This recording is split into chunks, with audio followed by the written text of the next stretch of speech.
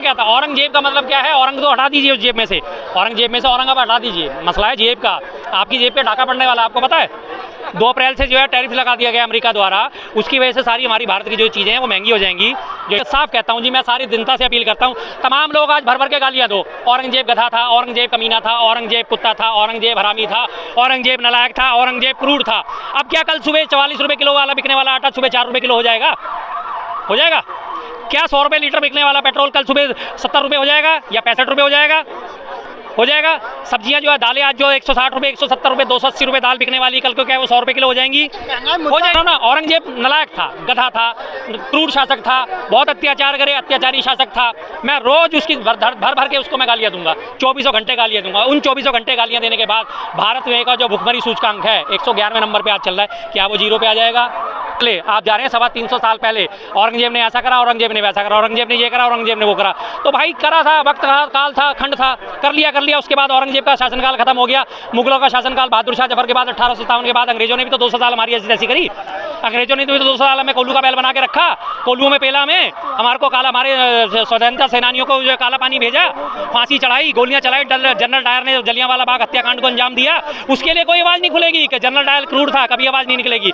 1765 में यहाँ पे नादिर शाह ने आक्रमण करा, पूरे चांदनी चौक में 30,000 के लोगों का कत्लेआम एक ही दिन में उसने कर दिया था। शाम को कत्लेआम रुका था। शाम को जब सेठ सुन्नामल थे, उन्होंने बोला साहब इस कत्लेआम को रोको, उसने कहा ये चादर बिछी हुई है, इस पर अशरफियाँ फैला दे तो मैं कत्लेआम रोकूंगा। उसने अशरफियाँ फैलानी शुरू करी, कत्लेआम रुका। 80 करोड़ की दौलत वो यहाँ से नादिर शाह लूट के ले गया था। असली क्रूर हत्यारा वो था, असली क्रूर लुटेरा वो था।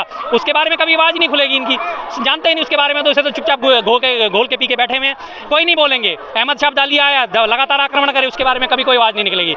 सीधा सीधा फार्मूला बना रखा, मुगल मतलब मुसलमान, सीधी सी बात है। अपने एएमयू के सतीश गौतम, उनका बयान आज आपने सुना होगा कि होली मनाइए, खुल के मनाइए, अगर कोई रोकेगा तो उसे ऊपर पहुंचा दिया जाएगा। कैसे कैसे बयान दे रहे हैं भाई साहब, ऊपर पहुंचा दिया जाएगा, सीधा मार दिया जाएगा, जान से मार दिया।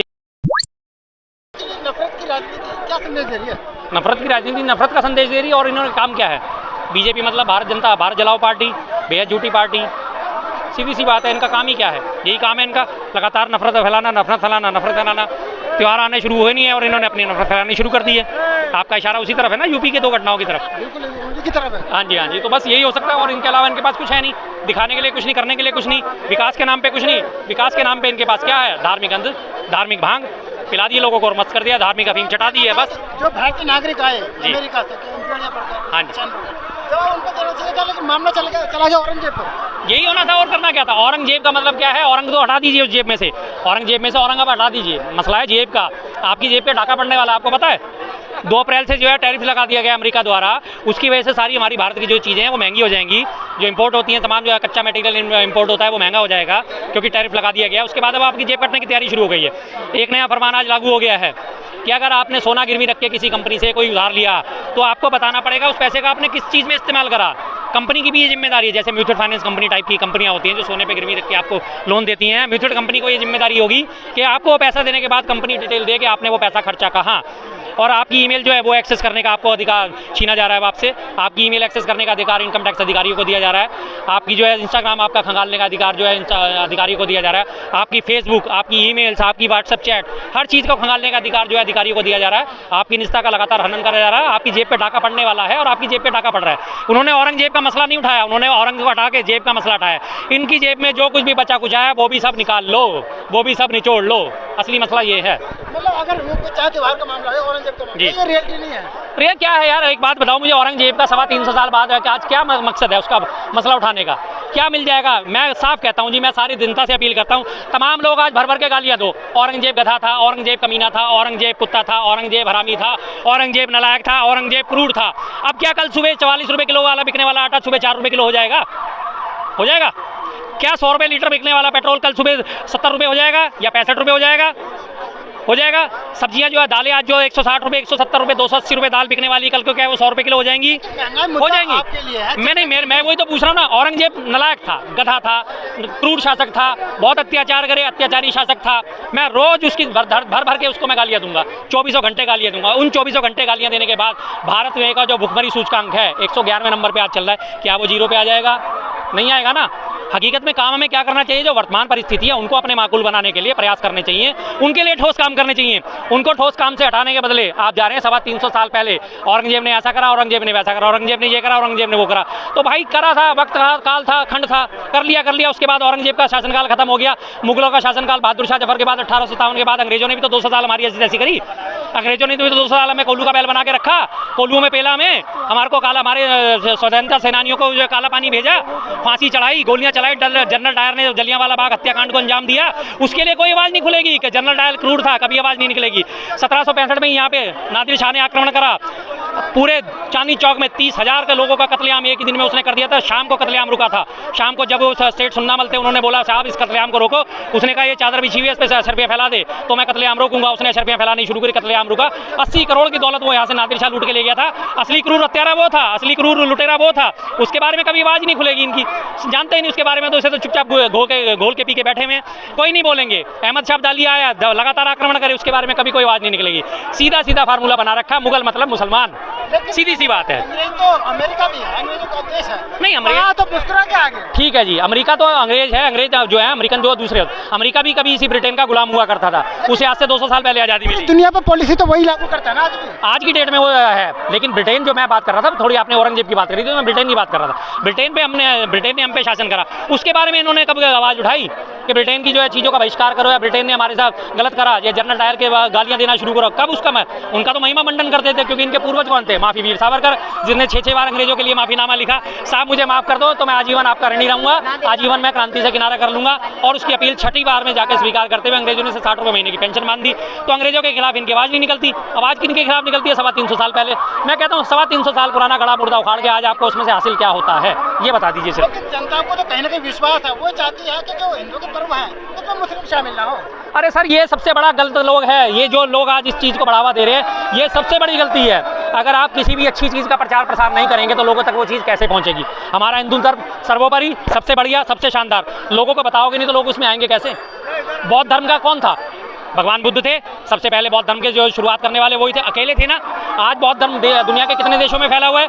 क्यों फैला? उन्होंने लगातार यात्राएं करी, उन्होंने लगा जाकर आप बौद्ध धर्म के बारे में ज्ञान का फैलाव करा, प्रचार प्रसार करा। जितना आपने प्रचार प्रसार करा उतना लोग उसकी तरफ आकर्षित हुए ना, तभी आज बौद्ध धर्म आकार ले पाया, तभी आज जैन धर्म आकार ले पाया। 2500 साल पुराना जैन धर्म है।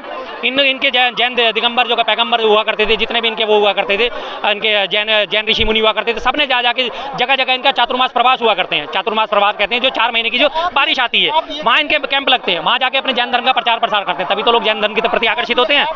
बीजेपी के नेता हो या सांसद जी, वो अगर मुस्लिमों को अलग करने की बात कर रहे हैं तो वो प्रचार हो रहा है। बिल्कुल गलत कर रहे हैं, वो प्रचार नहीं हो रहा, वो गलत कर रहे हैं। आप जाके मुस्लिमों को बताओ, अगर आप चाहते हो हिंदू धर्म का प्रचार प्रसार हो, आप उन्हें बताओ कि हमारे हिंदू धर्म में देखो कितनी अच्छाइयाँ हैं। कल को कोई आपके धर्म में आता है तो अच्छाइयाँ समझ के तो आएगा, तभी आएगा ना। आपके धर्म में, मेरे घर में भाई ये चीज़ अच्छी है, मेरा सोफा बहुत बढ़िया, आओ आप आज के बैठ के देखो। बंदा आएगा बैठ के देखेगा। आप अपनी एक दुकान चलाते हो, आप लोगों को बढ़िया चीज़ दिखाते हो। भाई साहब आप कपड़े की दुकान चलाते हैं, उदाहरण देता हूँ, कपड़े की दुकान में जब आप एक बढ़िया कपड़ा ग्राहक को दिखाओगे तभी तो वो आपकी दुकान पे आएगा। आप कहोगे नहीं बढ़िया कपड़ा तो मेरा ये रखा, मैं ऐसे नहीं दिखाऊंगा, लेकिन मेरे से कपड़ा खरीद ले। कैसे खरीद लेगा भाई? बिना देखे कोई चीज़ खरीदी जाती है? हिंदू धर्म में लोग आएंगे कब आएंगे?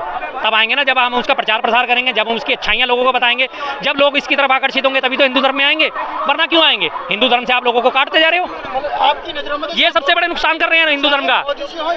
जी जी, सब ये हिंदू धर्म का नुकसान कर रहे हैं, ये फायदा नहीं कर रहे हैं, हिंदू धर्म का नुकसान कर रहे हैं। आज हिंदू धर्म का फैलाव कहाँ तक, सिर्फ भारत तक क्यों सीमित रह गया? विदेशों में क्यों नहीं फैल पाया हिंदू धर्म? इनकी वजह से नहीं, ऐसे धर्मगुरुओं की वजह से नहीं फैल पाया। जो कहते थे 7 समंदर पार जाना है तो वहाँ का पानी नहीं पीना, 7 समंदर पार जाना है तो पहले नदियों में सिक्के डालते हुए जाना है, 7 समंदर पार जाना है तो पहले आप पूजा करवा के जाइए। राजा वो था जयपुर का राजा जय सिंह या कोई और था, मुझे पूरा प्रॉपर नाम याद नहीं आ रहा, उसको वहाँ लंदन जाना था तो उसने 10,000 लीटर की और 7,000 लीटर की 2 चांदी की टंकियाँ बनवाई। यहाँ से गंगा जल भर के दे गया कि मैं वहाँ जाके पानी नहीं पीऊँगा। भाई पानी तो पानी है, प्रकृति ने तो दिया है। हमारे हिंदू धर्म के हिसाब से ही सबसे ज़्यादा सृष्टि का निर्माण किसने करा? पूरी सृष्टि का निर्माण करने वाला कौन है? ब्रह्मा जी, उन्हीं ने पूरी सृष्टि का निर्माण करा सबसे पहले। तो जब उन्होंने पूरी सृष्टि का निर्माण करा तो फिर अंग्रेज अलग कैसे हो गए, ईसाई अलग कैसे हो गए, कौन कैसे अलग हो गया? सब उसी ब्रह्मा जी के बनाए हुए हैं ना। या तो तुम ये कहते हो कि ब्रह्मा जी ने कोई एक अलग सृष्टि का निर्माण करा जो सिर्फ हिंदू धर्म के लिए है, 100 करोड़ हिंदुओं का निर्माण सिर्फ ब्रह्मा जी ने करा, बाकी ईसाई जो है ईसाई हैं या कोई और उनका हमें नहीं पता किसने बनाया उन्हें। तो इसका मतलब फिर हमारी ये बात गलत साबित है कि पूरी सृष्टि, पूरे ब्रह्मांड का निर्माण सृष्टा ब्रह्मा जी ने करा है। अपनी बातों को खुद ही गलत ठहराते हैं लोग। को लेकर जी, तो उत्तर प्रदेश से मथुरा हो, जगह जगह पे आवाज उठ रही है कि कोई प्रोग्राम में मुस्लिम शामिल ना हो। अरे सर उन्हें शामिल करिए, तभी तो वो हमारी तरफ आकर्षित होंगे। अगर वो आते हैं, हमारे डीजे को देखते हैं, भागते हैं, पसंद करते हैं। हाँ, जन समर्थन मिल रहा है ना सरकार को, सरकार में बैठे लोगों को जन समर्थन मिल रहा है इसके लिए। जन समर्थन बेवकूफ़ों का तो मिल रहा है ना। बेवकूफ़ों का जन समर्थन आप हासिल करके तो एक बार और सत्ता में आ जाओगे ऐसा। अल्टीमेटली तो आप करके आ रहे हो, धार्मिक बीज तो बोल रहे हो आप, लोगों में लगातार विद्वेष फैला रहे हो। भाई जनसंख्या जैसी है आप उसे आने दीजिए, लोगों को मिल बैठ के रोज मनाने दीजिए। और ये त्यौहार आज से मन रहा है क्या होली का? अमीर खुसरो आज से 1000 साल पहले हुआ करते थे, वो भी होली की बात करते थे, वो भी होली साथ मनाते थे। अकबर भी होली यहाँ पे किले में साथ मनाता था, शाहजहाँ भी होली किले में साथ मनाता था। तमाम हिंदू मुसलमानों के साथ होली साथ मनती थी, तब तो कोई दिक्कत नहीं होती थी। राजा खुद निकलता था, शाहजहाँ खुद निकलता था हाथी पे बैठ के लोगों के साथ होली खेलने के लिए। उन्होंने तो कभी इस बारे में वो नहीं करा, कोई दिक्कत नहीं करी कि वो हिंदू अलग और मुस्लिम अलग। और आज भी ये पुरानी दिल्ली में आप चल के देखिए, हिंदू मुस्लिम खुल के होली मनाते हैं, किसी को कोई परेशानी नहीं है। भाई जिसे परेशानी वो साफ कहते थे, भाई मैं नहीं मनाऊंगा, मेरे साथ दिक्कत है। बंदा कहता है ठीक है भाई, तू कोई दिक्कत नहीं। भारतीय सनातन नहीं बोलते हैं, जब सऊदी अरब में मतलब कोई नहीं जा सकता गैर मुस्लिम, तो यहाँ धार्मिक स्थलों पर क्यों? ठीक है जी, आप उन्हें कट्टर होने दीजिए, हमें इनसे क्या लेना देना। अगर वो कहते हैं कि जी हमारे मक्का मदीना में कोई नहीं आएगा, मत जाइए आप मत जाइए। अगर वो चाहते हैं कि वो कट्टर बन रहे तो आप भी कट्टर बनोगे, तो फिर आप में और उनमें फ़र्क क्या रह गया? आप उन्हें दोषी किस बात पे ठहरा सकते हो? अगर आप वो जो काम कर रहे हैं वही काम आप भी कर रहे हो तो दोनों एक जैसे ही तो हो गए। फिर आप फ़र्क क्या रहा फिर आप दोनों में? अगर वो कहते हैं हमारे यहाँ कोई नहीं आएगा और तुम भी कहते हो हमारे यहाँ कोई नहीं आएगा, तो बस फिर तो जो अभी हमें मोदी जी ने नारा दिया था, अभी G20 हुआ था ना पिछले से पिछले साल हमारे यहाँ, G20 में नारा दिया था, one earth one nation one future, one earth one family one future. वसुधैव कुटुंबकम का जो अभी नारा वो हटाने के लिए सपोर्ट में भी बोल गया है। तो फिर कहाँ से हमारा वसुधैव कुटुंबकम होगा? अगर हम उनको अलग कर देंगे, उनको अलग कर देंगे, उनको अलग कर देंगे, तो कैसे बनेगा? कैसे बनेगा वसुधैव कुटुंबकम? नहीं हो सकता फिर तो कभी भी। वो अलग डपली बजाएंगे, आप अपनी डपली अलग बजाओगे। आज की डेट में कहीं से भी आप विदेशी जन समर्थन हासिल करे हुए काम नहीं कर सकते। डंके की चोट पर अब त्योहार बनने सनातन। अरे सर 50 साल का तो मैं हो गया, इससे पहले कि हमने डंके की चोट पे नहीं मनाए। किसने हमें आज तक त्यौहार मनाने से रोका? ना होली मनाने से रोका, ना दिवाली मनाने से, ना जन्माष्टमी मनाने से, ना रामनवमी मनाने से, किसी ने नहीं रोका और ना कोई रोक सकता। कोई क्यों रोकेगा भाई? उनका त्यौहार में जब हम कोई अड़ंगा नहीं डालते, हम उनके त्यौहार में नहीं डालते, वो हमारे त्यौहार में नहीं डालते। आज तक कोई किसी को किसी से कोई लेना देना नहीं है। त्योहारों पर दोनों पक्षों की अच्छी खासी बिक्री होती है, सब काम होते हैं, सब बढ़िया काम होता है। सदर बाजार में सारे व्यापारी आते हैं, व्यापार करते हैं, दुनिया भर के लोग व्यापार करते हैं। एक अर्थव्यवस्था का संचालन होता है, त्योहारों के थ्रू ही होता है। कोई दिक्कत नहीं होती, इसमें कोई परेशानी नहीं है। तो सिर्फ इन्होंने जो है भर दिया, जैसे आपने AMU के वो सतीश गौतम, उनका बयान आज आपने सुना होगा कि होली मनाइए, खुल के मनाइए, अगर कोई रोकेगा तो उसे ऊपर पहुंचा दिया जाएगा। कैसे कैसे बयान दे रहे हैं भाई साहब, ऊपर पहुंचा दिया जाएगा, सीधा मार दिया जाएगा, जान से मार दिया जाएगा। कितना बढ़िया बयान है बीजेपी के साथ। ये गलत बयान नहीं है ना, ये भड़काऊ बयान नहीं है। सरकार अगर उसमें भी परमिशन लेनी पड़ा, कौन परमिशन ले रहा है? कौन परमिशन ले रहा है और कौन परमिशन दे रहा है? त्योहारों की परमिशन किसने किससे मांगी है? त्योहारों की परमिशन का त्योहारों का तो जितना बेड़ा कर आज इस बीजेपी सरकार ने करा, किसी ने नहीं करा। आज 15-10 साल हो गए बीजेपी की सरकार बने हुए केंद्र में। पिछले 2015 से दिल्ली में हर बार पटाखे, 2015 से पहले पटाखे बजते थे, 2015 में दिल्ली में सरकार बनता इनकी बीजेपी की, 2014 में बनी सरकार, 2015 से दिल्ली में पटाखे बैन कर दिए। एक अगर आप फुलझड़ी भी जलाओगे आपके ऊपर मुकदमा दर्ज हो जाएगा। ये दिल्ली से ये हालत है बीजेपी की सरकार में। आपने त्यौहार मनाने से ही वंचित कर दिया लोगों को प्रदूषण के नाम पे। 365 दिन में से एक ही दिन प्रदूषण होता है, 364 दिन प्रदूषण नहीं होता। अब AQI 200 नहीं चल रहा, अब AQI 300 नहीं चल रहा, पीछे 400 नहीं गया था, लेकिन नहीं, दिवाली में प्रदूषण होता है। दिवाली पे आपने कोई रोक नहीं लगाई, पटाखे बैन कर दिए। हाँ प्रदूषण होता है। दिवाली आप मनाने से तो आपने सरकार ने रोका है। इस मामले में केजरीवाल सरकार ने भी वही काम करा जो बीजेपी ने करा था। केजरीवाल ने अध्यादेश ला के उसको रोका कि दिवाली में पटाखे बैन। वैसे LG साहब उनकी हर फाइल में अड़ंगा लगा देते हैं, लेकिन इस फाइल में LG साहब ने अड़ंगा नहीं लगाया कि नहीं दिल्ली के लोगों को त्यौहार मनाने दो, उन्हें फुलझड़ी जलाने दो ना। सीधी सी बात है, दोनों मिले जुले पे है। कांग्रेस के राज में आप बता दीजिए 2014 से पहले क्या कोई बैन था? पूरे बाजार सस्ते थे, पूरा सदर बाजार जलता था पटाखों से, पूरा लाजपत राय पटाखे बिकते थे, चांदनी चौक पे पटाखे भी धूमधाम से पूरे धूम धड़ाके से त्यौहार मनाया जाता था या नहीं मनाया जाता था? तब नहीं होता था प्रदूषण। क्या प्रदूषण का नाम ले जी जी भाई साहब, सरकारी बयान है और क्या, सरकारी आदमी सरकारी बयान ही देंगे। सीधी सी बात है, उन्होंने सीधा बात बोली कि साल में जुम्मा तो 52 बार आता है, होली एक बार आती है, जिसको तकलीफ है वो अपने घर बैठे। उन्होंने ये बयान नहीं दिया कि भाई जिनको तकलीफ है उनके ऊपर रंग मत डालना, उनका सम्मान कर लेना। होली मनानी है आप अपने लोगों में मिलकर मनाओ, अगर वो लोग होली नहीं मनाने चाहते तो आप उनके साथ होली मत मनाइए, उनके साथ जबरदस्ती नहीं करें। बयान देने के तरीके होते हैं ना, 2 तरीके होते हैं बयान देने के। बाद का खतरा लगा होगा तभी तो उनका बयान आता है। सुरक्षा का खतरा तो उन्होंने सुरक्षा तो खुद ही कह दी ना कि अगर कोई जबरदस्ती डालेगा तो ये गड़बड़ करेगा तो फिर ऐसे नहीं है, उनको घर में रहना पड़ेगा। वो घर में क्यों रहे? जुम्मे की नमाज होती है, दोपहर की नमाज होती है, 1 से 2 बजे के बीच में नमाजें अता करी जाती हैं, जा सकते हैं। आप उन्हें भी तो मैसेज दे सकते थे, भाई कोई नमाज पढ़ने जाना है, कोई टोपी लगाने जा रहा है, उनके ऊपर आप मत डालना, बात खत्म। समझाने के तरीके होते हैं, बात करने के तरीके होते हैं। क्यों डालेगा कोई? समझाने के तरीका है ना, पर आपने समझाया नहीं ना। आपने तो उस पक्ष को बोल दिया कि नहीं महिलाओं आपके साथ बलात्कार होता है, इसलिए महिलाओं आप घर में ही रहा करो, बलात्कारी को खुली छूट है, महिला आप घर में रहो, महिला क्योंकि तुम्हारे साथ बलात्कार हो सकता है इसलिए तुम बाहर मत निकलना। सीधी सी बात है, कौन सा सेंस है?